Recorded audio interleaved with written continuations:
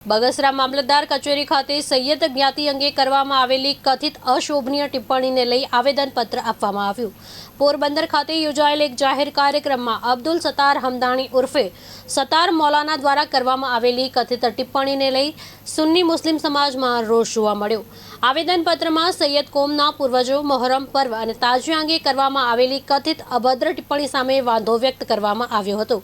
રજૂઆત મુજબ સત્તાર મૌલાનાએ યુટ્યુબ પર લાઈવ પ્રસારણ દરમિયાન સૈયદ પરિવારની લાગણીઓને ઠેસ પહોંચાડે તેવી ટિપ્પણી કરી હોવાનો આક્ષેપ કરવામાં આવ્યો છે। આ મામલે બગસરા મામલતદારને આવેદનપત્ર પાઠવી યોગ્ય કાર્યવાહી કરવાની માંગ કરવામાં આવી છે। આવેદનપત્ર આપ્યું। મારું નામ સઈદ અલી બાપુ, પેશ ઇમામ જુમ્મા મસ્જિદ બગસરા।